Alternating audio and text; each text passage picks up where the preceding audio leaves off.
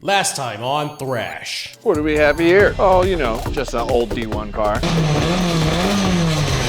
Today we're actually in Tokyo for the illustrious, world-renowned, largest car gathering in Japan, Tokyo Auto Salon. Yes, I'm coming down, hopefully driving Bihoku and maybe some other stuff. Crash rentals, let's get it. Go back to Osaka because we have not one, but two special surprises.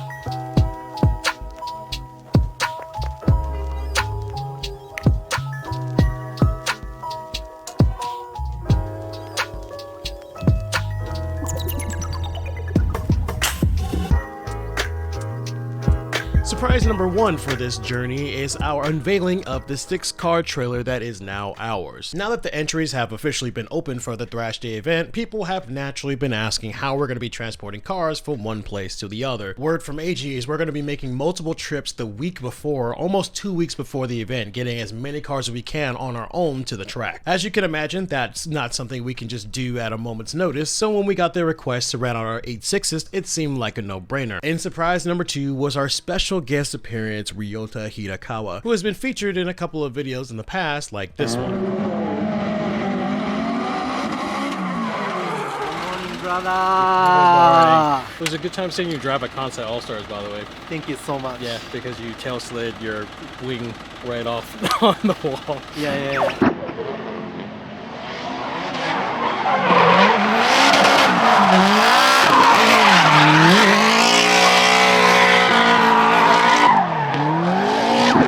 I luckily found the wing Yeah.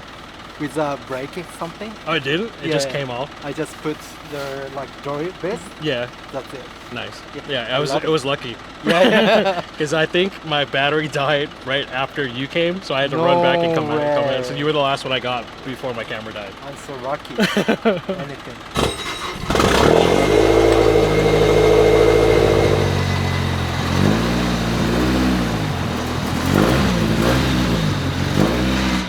That's one car! That's one car! Let's go! That's one car! Not many more left.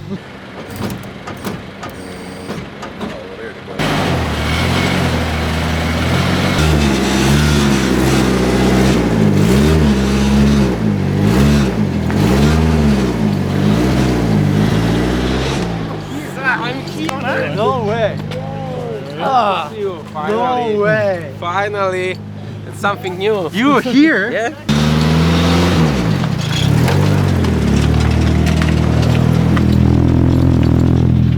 What's up? Hey. You gloves too? Okay, everybody got What's up? Yeah. What are those? Arigatou gozaimasu.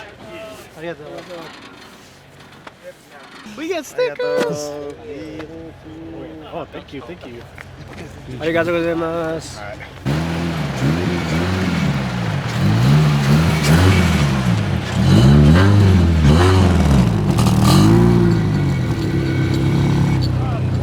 Alright, I'm good. I'm just gonna go now. Taking this home. Check out the flaps out. Oh Oh shit. yeah, he did his. That was his run. Yeah, that was his run. Yeah, He's done. Lee's done for the day. Is that how we're doing it? Once you get in and out. Yeah, that's it. That's your run. So the cars are out, ready to rock. Like I said, Japanese is very different. Like, every driver you have to get insurance, you gotta get their name, birth date. Sometimes they used to do blood type, I thought. Whoa. Oh yeah, that's Some tracks do blood type. Like I don't know, my mom knows my blood type. Yeah. But I don't know my blood type. I'm like, I think I may be, but I might be B or A. I can't remember, yeah.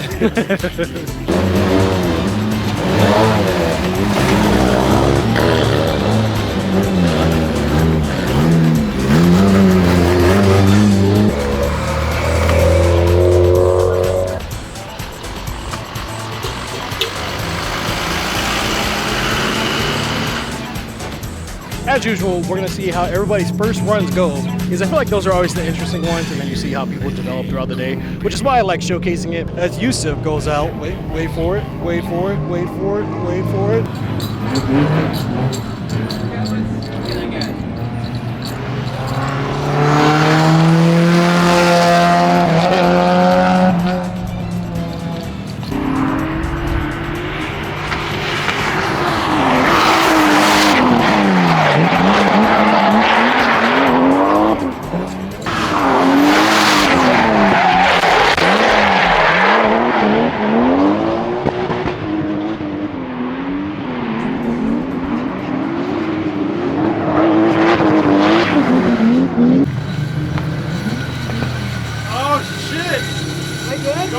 First one to go out for the day was fellow FRS driver Lee from Team Proceed. He has his own in the US, so this setup was a little bit different, but a little bit of the same. But let's see how his first runs go.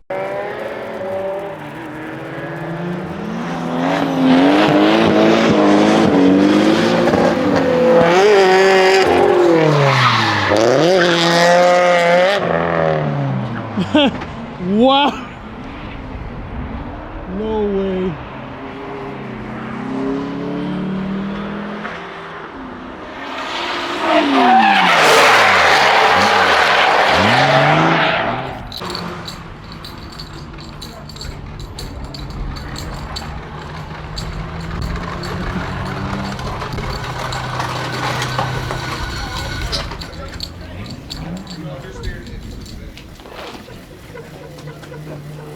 I mean, I think it looks okay. You soft committed and you entered late and soft committed. It seemed something was a little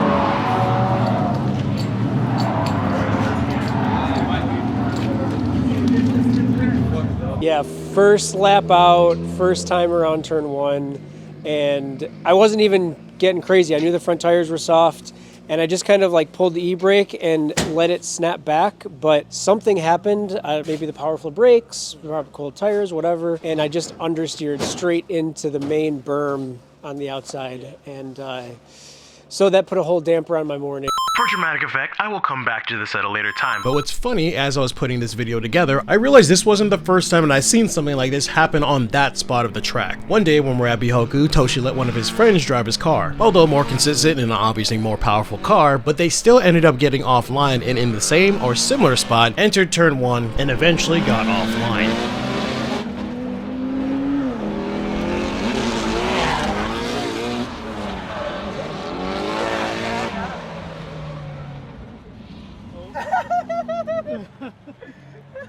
Which is where they found themselves in the same or similar location that Lee did and, you know, just found themselves in the dirt as well. Shit is cursed, I tell you. It's cursed!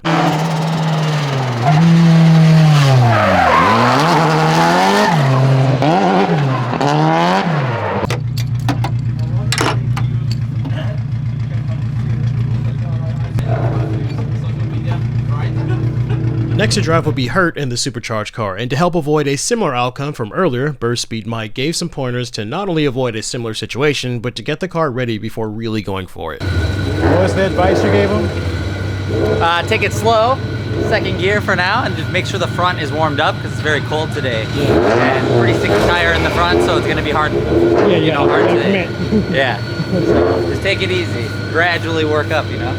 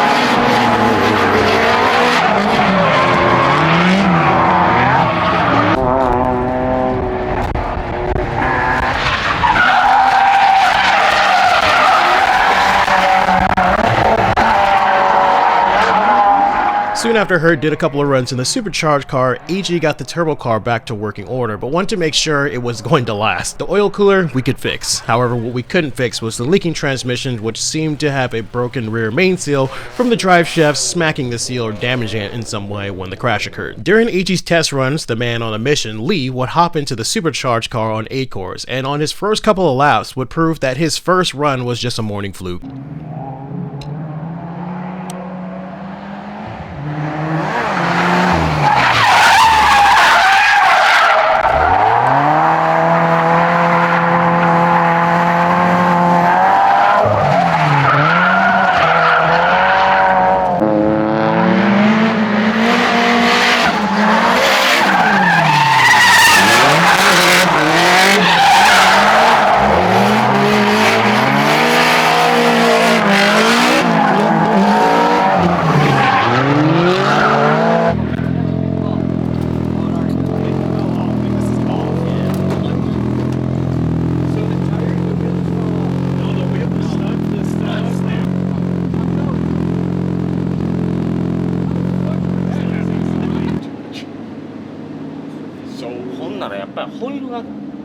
Right here, too fast.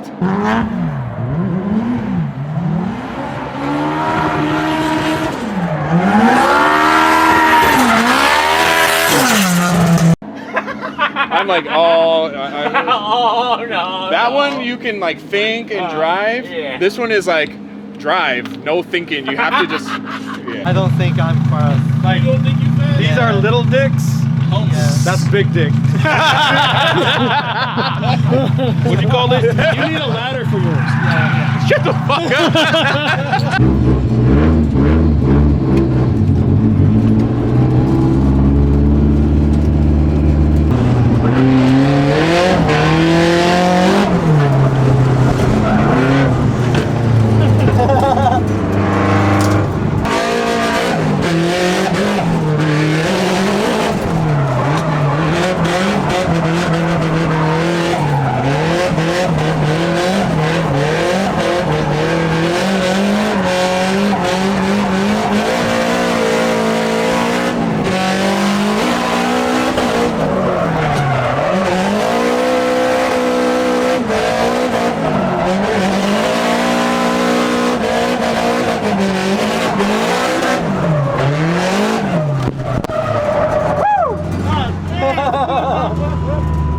Ryoto, you're right.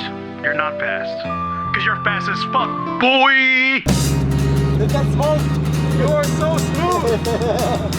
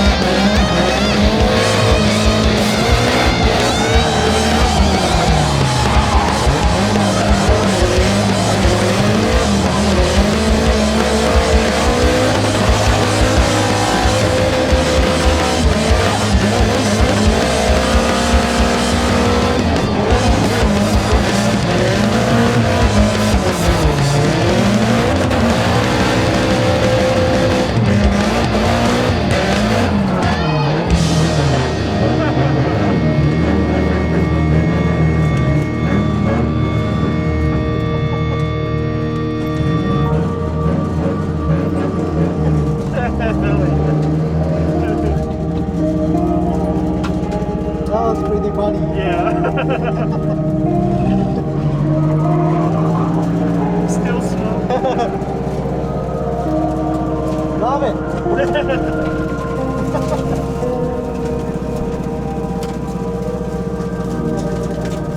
So I just rode with Ryoto. And man, he made it so fun. So fun. I'm already a loss for words right now because this is actually the first time I've ever rode with Ryoto.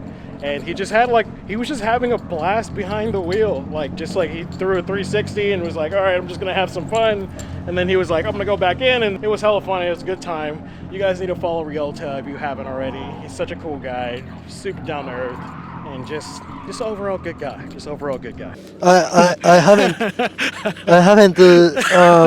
I actually haven't driving in Bihoku last maybe 3 or 4 years.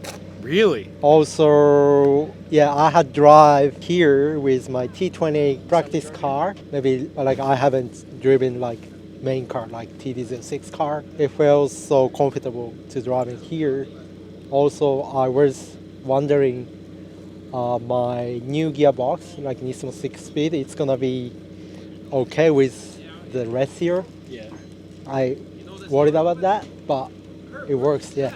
There's levels to drifting, right? There's people just do it for fun. Yeah. Then you have some people in the middle. Yeah. And then you have I wouldn't say competitive yet. Yeah. Maybe like your style, drive to that level, but maybe not compete all the time. Yeah. Clearly, you drive the way that you want. I'm not Why? sure, just Why aggressive? I'm not sure. Just when I was very young, 22 or 23 years old, I had compete on D1 West, Division now series, and D1 West, and yeah, of course, everyone knows Ikaten competition with our Drift Heavens group drift.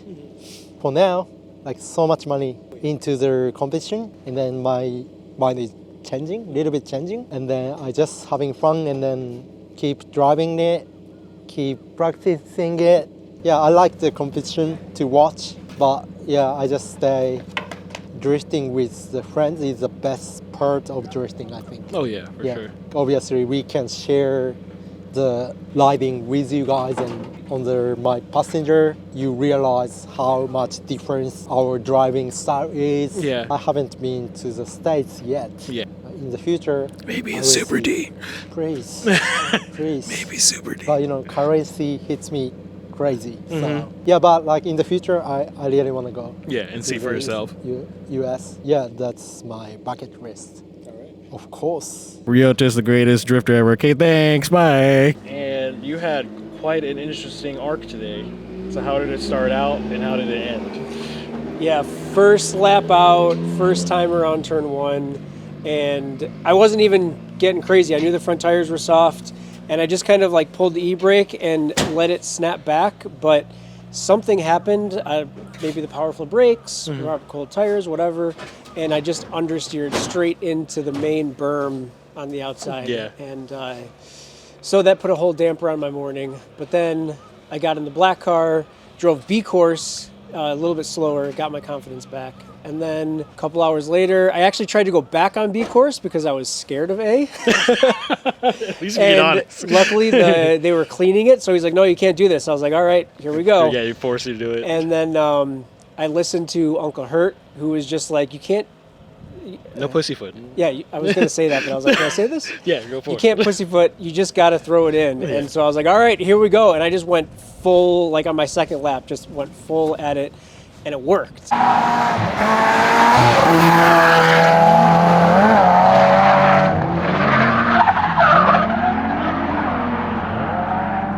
Redemption!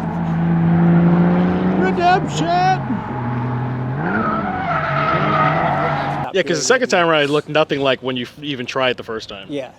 So I ended on a very positive. Yeah, and I felt the turbo enough on the red car too. Yeah. They're both definitely lower power than I have. Mm-hmm. I have 300 horsepower or so. I would guess the black car is 220 and the red car is 250. Mm-hmm.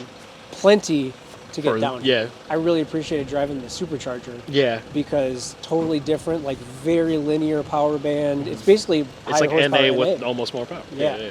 So which made it really fun, especially on B course, where you want lower power, you want like the NA driving style. It suited it very well. Yeah, I saw you getting you were boogieing pretty much on that one. When I came over, I was like, oh, he's going wide, and he's going wide. Okay, he's looking pretty confident now. Yeah. No, the cars were set up really well. Yeah. I mean, it's just like weird stuff, like happen.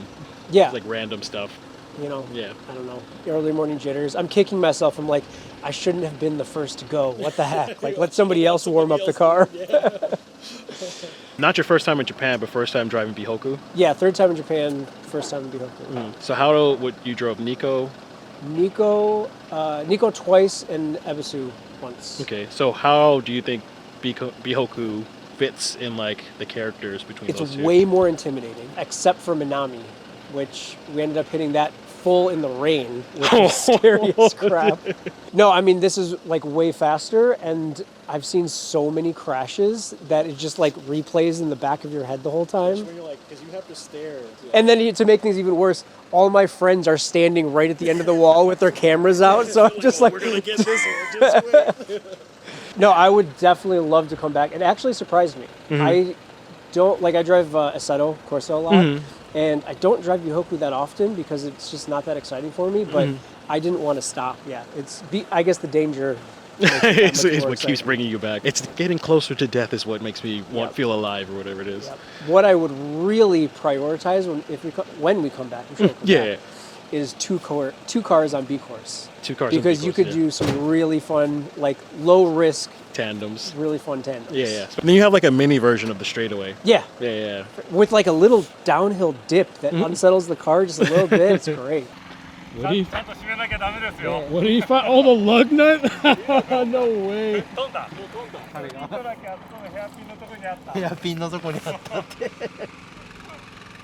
Boy. Is that hot? No. Not me. When they're last session? Yeah. I love that. You hit one good backing. Nah, I didn't mean to. I was just like... You did it, though.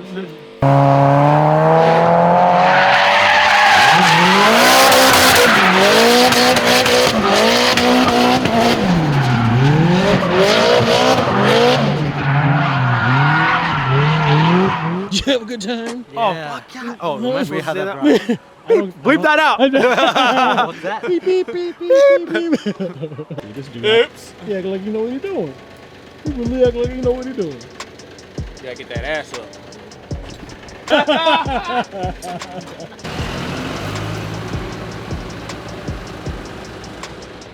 So it is the day after our track day. Hi. I just came out of the bathroom. And today we're going to be addressing anything that happened from yesterday. Turbo car should be back in order today. We'll see. But we do have a guest coming by sometime today. But Oregon gave us this gigantic banner, which we're going to put here and just have a little swag in the shop. How dare Andre try to open up his damn wheels? How dare you? Alex Nostalgic / Thrash Racing / Thank You for Drifting found Oh yeah? on the internet. We also had an R32 that had similar wheels. And now Andre is going to take ownership of the set because he bought a pair. How do you feel? Tell me how you feel. Wow, amazing. You must feel amazing. It must be an amazing time to have some pair of wheels.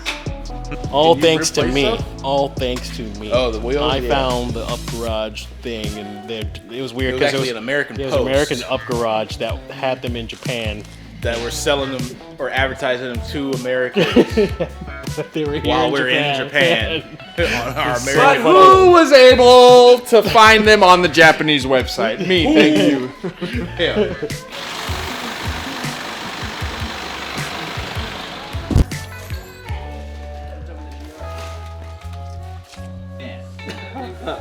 I'm doing things differently right now. Hi, how's the sleep? Yeah, this is comfortable. I'm doing that. Like, what is going on here?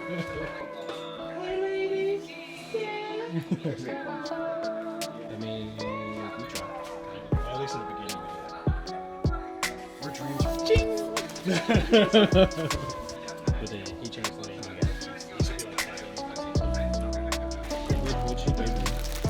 The most delicious, crispy little treats of all time. I've only had 2 of them because they got ravaged last time.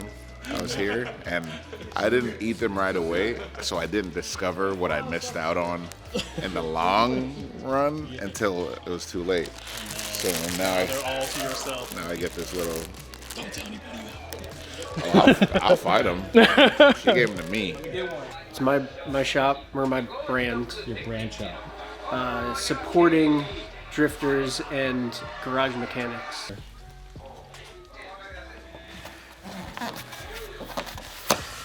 What is it about Japan that is appealing for you for drifting? Everything, man. Yeah. It's like the culture, the people, the style, and they love drifting. They love cars, like overall. So this is very powerful for us, and that's why we are here, to be honest. You know, this is the only place in the world that got stuff like that. Japan has got like everything. You know, driving such cars on such track, legendary track. For example, Ryoto was like amazing. You know, yes, exactly. So it was amazing. Of course, I was trying to at least focus on the good line before going for the risky one. Yes. I think I did a good job. Yeah. Driving first time such a car. Everybody saw you was like, okay, all right.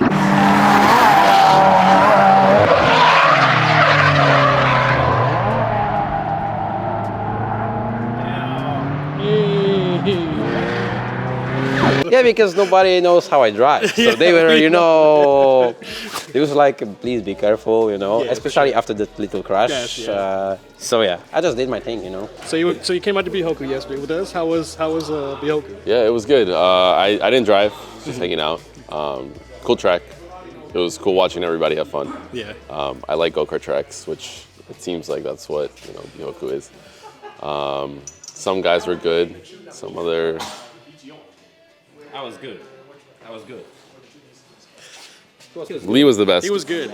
He had like the best redemption arc out of the entire. Yeah, honestly, watching you get comfortable was awesome. I remember you hopping on. You were like, I'm starting to get my confidence back, and then you went out and started ripping. It was sick. Now I'm gonna ask you the same question because you said you couldn't talk.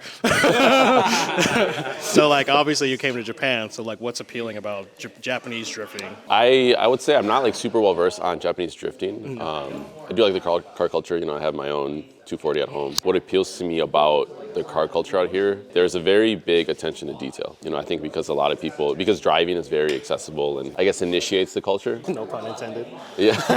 But yeah, I think because a lot of people are, they're doing it with a purpose. Like everything on their car is, whereas in a lot of other, where countries where you're emulating it, you're just trying to make it look like it. Whereas, you look at a car and you're like, well, that doesn't necessarily make sense. Not to, talk down on anything. Yeah, I think as somebody who is, I tend to focus on like the details. It's seeing everything be performance driven or purposely done. It's very nice. It's very refreshing. Eat it.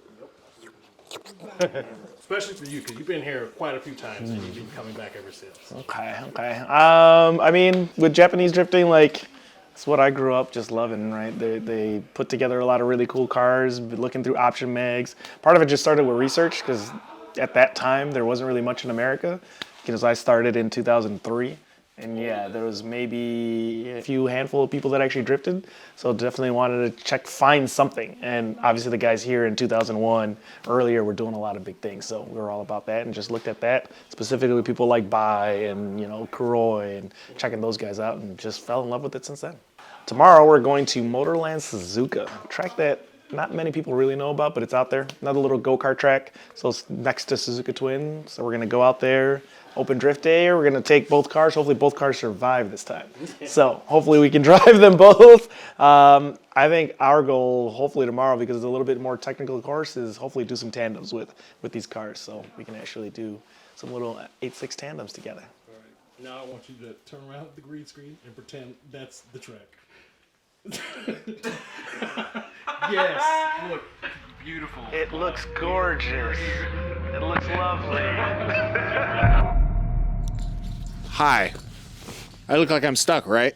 Well, this is what happened to us. We pull up and I see the truck is in the driveway of Suzuka still. I'm like, oh, maybe the gate's not open and they're just waiting. But as I got closer, I could see that sides of the roads were muddy with like tire marks in it. And I was like, uh-oh. Hey, let me run you guys what's happening right now, or has been happening with over the last couple of hours.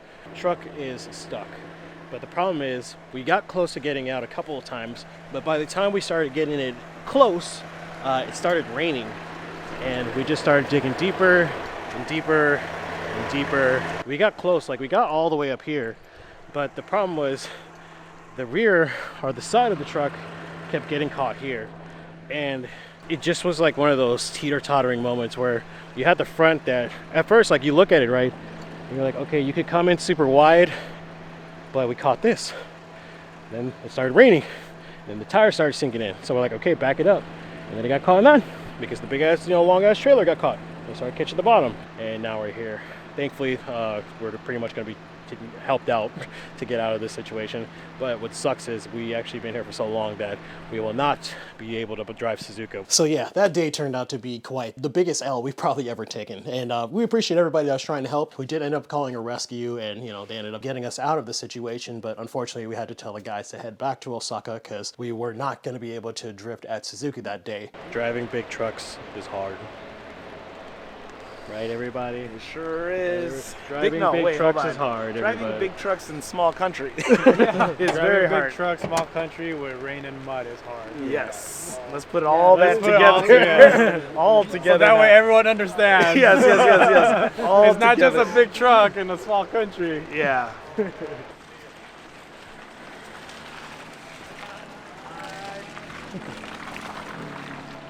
Yeah, we just told them, like, dude, I'm sorry to waste your day, but this shit is not fucking happening, so you might as well go. And they understand, but for AG, that was super crushing because when someone in Japan says they're going to do something, they're going to do it. And if you don't do it, that means you're like a piece of shit, pretty much. So take notes, people who want to do something with someone in Japan and you say you're going to do it and you don't. Like, just take notes. It sucked. It was a rough day, but shit, at the end of the day, man, that shit happens, and they understood, and we told him it was okay. Like, don't worry about it. Next day we went and cleaned the truck and everything's fine. And here we are. Bye. Apologies to everybody who wasn't able to drive and, had to endure this long wait, including the people who came for a drift day. But even those guys were really supportive and understood what was going on. So at least the Suzuka owner was very kind to the whole situation. And the only thing he requested as I guess like a payment or a payback is to come back, drift, and enjoy your time here for once. So that means we will be returning to Suzuka for a second try sometime in the future. Don't worry, we already have an alternative route to get the cars from the truck to the track, so that's already been figured out. This also meant the general idea for this video had to change because, I had questions for people after their experiences from the last 2 days, but I did what I could with what we had. This video obviously displays the highest of highs and one of our lowest of lows. But like we said time and time again, we want to share everything Thrash with all of you guys. Thank you guys for watching, and we will see you in the next video.